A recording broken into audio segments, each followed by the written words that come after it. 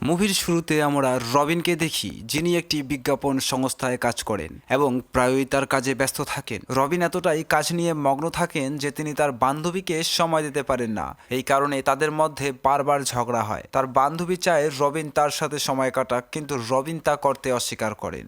এরপর রবিন তার অফিসে যান, যেখানে তার সহকারী তাকে জানায় যে আজ তাকে লাইসেন্স পরীক্ষায় অংশ নিতে হবে, নইলে তার লাইসেন্স বাতিল হয়ে যাবে। এরপর রবিন পরীক্ষার জন্য যান। সেখানে তিনি আরও অনেক মানুষের সাথে উপস্থিত হন। অনেক লোক পরীক্ষা দিতে এসেছিল।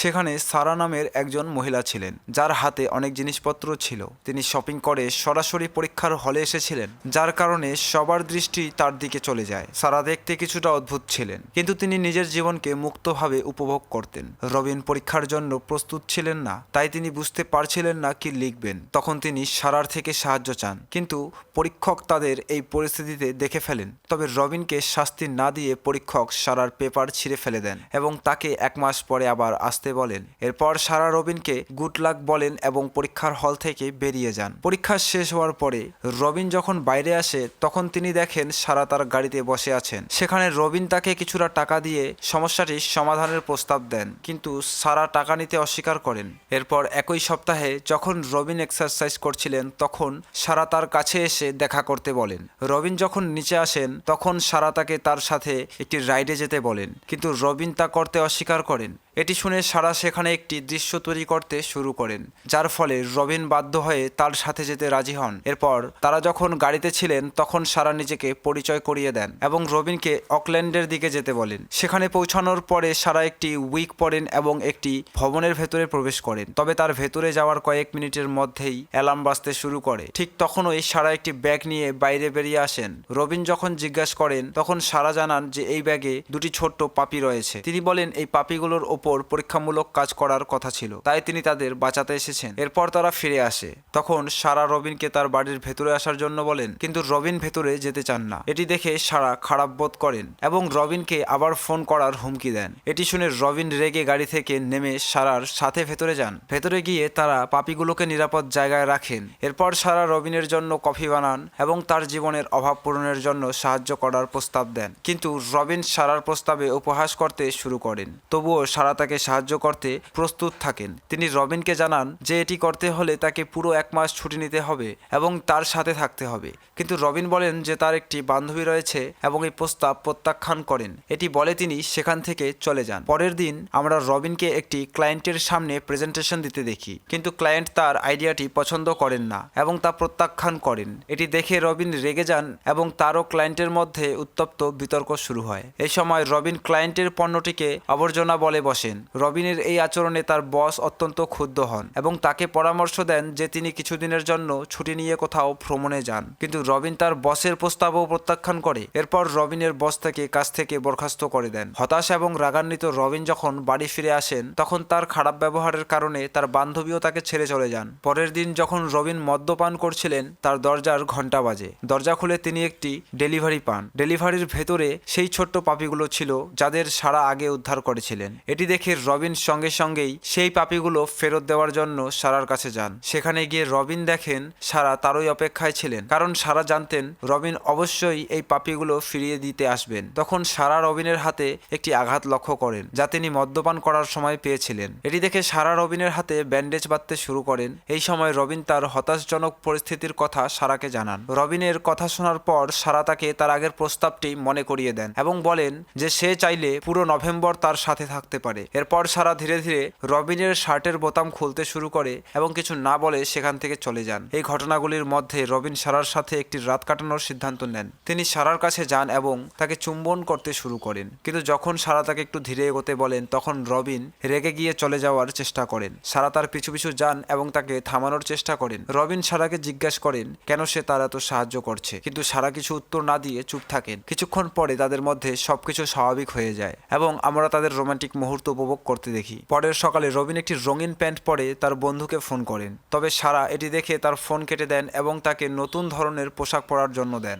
এর কিছুক্ষণ পরে সারার প্রতিবেশী চেজ তাদের বাড়িতে আসেন। চেজ এমনভাবে আচরণ করেন যেন তার এবং সারার মধ্যে কিছু চলছে। এটি দেখে রবিন বিভ্রান্ত হন এবং সন্দেহ করতে শুরু করেন। রবিন যখন বাড়ি থেকে বেরিয়ে যান তখন তিনি দেখেন যে তার কাপড় একজন ভিখারি পরেছেন। এটি দেখে রবিন রেগে যান, কিন্তু সারা তাকে শান্ত করার চেষ্টা করেন। তিনি রবিনকে বাড়ির ভেতরে যেতে বলেন, কিন্তু রবিন একরোখা হয়ে ভেতরে যেতে অস্বীকার করেন। এরপর সারা রাগ করে রবিনকে রেখে চলে যান। পরে রবিন তার ভুল বুঝতে পারেন এবং সারার কাছে গিয়ে ক্ষমা চান। তিনি সারার সাথে একটি দিন কাটানোর প্রতিশ্রুতি দেন। এরপর তারা একসাথে অনেক কিছু করেন, বিভিন্ন মজার কার্যকলাপের মাধ্যমে সময় কাটান। যখন রবিন লক্ষ্য করেন যে সারা ছোট ছোট জিনিসে আনন্দিত হয়, তখন তিনি তাকে জিজ্ঞাসা করেন কিভাবে তিনি তার জীবনে এভাবে এত খুশি মনে করেন। সারা রবিনের প্রশ্নের উত্তরে জানান যে তিনি আগে একটি পেট স্টোরে কাজ করতেন, তবে সেই কাজে আনন্দ না পাওয়ায় তিনি সেটি ছেড়ে দেন। সারার কথার মানে ছিল যে তিনি শুধুমাত্র সেই কাজ করেন যা তাকে সুখী করে। পরের দিন আমরা তাদের দুজনকে একসাথে দেখি। সারা রবিনের চোখে পট্টি বেঁধে তাকে একটি খেলা খেলতে বাধ্য করেন।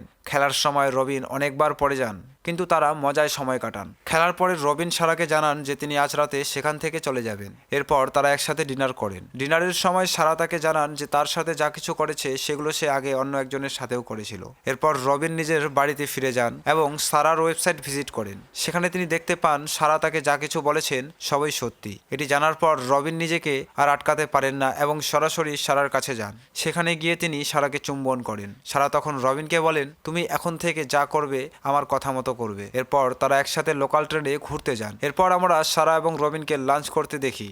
লাঞ্চের পর রবিন সারাকে তার বাড়িতে নিয়ে আসেন। সেখানে তারা একসাথে নাচ করেন। এভাবেই তাদের দিনগুলো কেটে যেতে থাকে এবং তারা এক দম্পতির মতো সময় কাটাতে শুরু করেন। পরের দিন যখন সারা এবং রবিন স্নান করছিলেন, তখন তাদের প্রতিবেশী চেজ কোনো নক না করেই ঘরে ঢুকে পড়েন। এটি দেখে রবিন একটু রেগে যান, তবে চেজ আসলে তাদের সেই রাতে ডিনারের আমন্ত্রণ জানাতে এসেছিলেন। পরে সারা এবং রবিন দুজনেই প্রস্তুত হয়ে ডিনারে যান। সেখানে গিয়ে রবিন বুঝতে পারেন যে চেজ একজন ট্রান্সজেন্ডার এবং এই কারণেই সারা তার সাথে স্বাচ্ছন্দ্য বোধ করেন। ডিনারের সময় রবিন কিছুটা অস্বস্তি অনুভব করেন এবং টিভি দেখতে যান। এটি দেখে চেজ তার কাছে এসে তার সাথে কথা বলার চেষ্টা করেন। কথোপকথনের সময় রবিন জানতে পারেন যে চেজই সেই লেডিম্যান যার কথা আগে সারা উল্লেখ করেছিলেন। রবিন দেখতে পান সারা অসুস্থ মনে হচ্ছে। তিনি উদ্বিগ্ন হয়ে তার কাছে যান এবং জিজ্ঞাসা করেন তোমার কি হয়েছে। তবে সারা তাকে আশ্বস্ত করার চেষ্টা করেন এবং বলেন আমি ঠিক আছি। তবুও রবিন তার কথায় বিশ্বাস করতে পারেন না। তিনি লক্ষ্য করেন যে সারার মুখ বিষণ্ণ এবং শারীরিকভাবে দুর্বল দেখাচ্ছে। তখন সারা ধীরে ধীরে তাকে জানান যে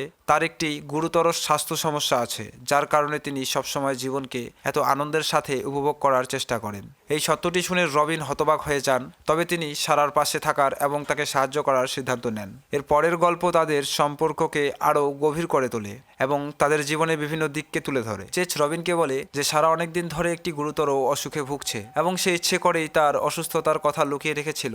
সারা চায়নি যে কেউ তার প্রতি করুণা দেখিয়ে তাকে আলাদাভাবে দেখুক।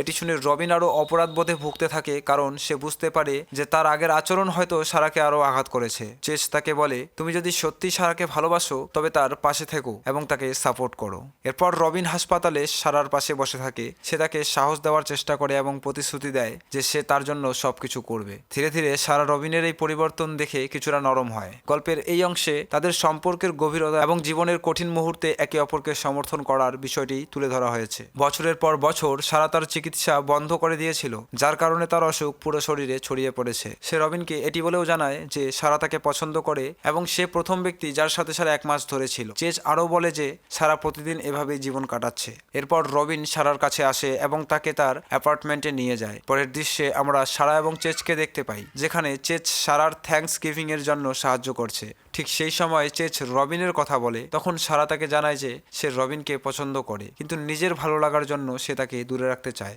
সে রবিনকে আবার দেখতে চায় না, কারণ তার মনে হয় যে এর ফলে সে আহত হবে। কিন্তু চেজ তাকে বুঝিয়ে বলে যে রবিনের সাথে থাকা উচিত, কারণ এতে সে ভালো অনুভব করবে। তারপর আমরা থ্যাঙ্কস গিভিং এর দৃশ্য দেখি, যেখানে রবিন জানালা দিয়ে সারার বাড়িতে ঢুকে গিয়ে মেরি ক্রিসমাস বলে পুরো পরিবারকে চমকে দেয়। এরপর পুরো পরিবার বাইরে চলে যায় যাতে সারা এবং রবিন একসাথে সময় কাটাতে পারে। এখানে রবিন সারার জন্য অনেক গিফট নিয়ে আসে, যেগুলো দেখে সারা অনেক খুশি হয়। তারপর শেষ অবধি রবিন তাকে সেরা গিফট দেয়, যা তার সত্যিকারের অনুভূতি, এবং সারাকে বলেছে যে সে তাকে খুব ভালোবাসে। সেই পাপিজগুলি যেগুলোকে সারা বাঁচিয়েছিল সেগুলি তাকে গিফট করে। তারপর রবিন সারাকে তার বাড়িতে নিয়ে আসে এবং তাকে বলে যে সে তাকে ভালোবাসে। এরপর তারা একে অপরকে চুম্বন করে এবং পুরো রাত একসাথে কাটায়। তবে পরের সকালেই সারা তাড়াতাড়ি উঠতে থাকে এবং এখান থেকে চলে যাওয়ার জন্য প্রস্তুত হয়, যাতে সে রবিনের জীবন থেকে চলে যেতে পারে। কিন্তু রবিন তার পিছনে পিছনে আসে এবং বলে যে সারাই সেই মানুষ যাকে সে তার জীবনে চায়। তবে সারা তাকে আবারও বোঝায় যে তাকে অন্য কোনো মেয়ের সাথে জীবন কাটাতে হবে। তবে সারার কথাগুলি থেকে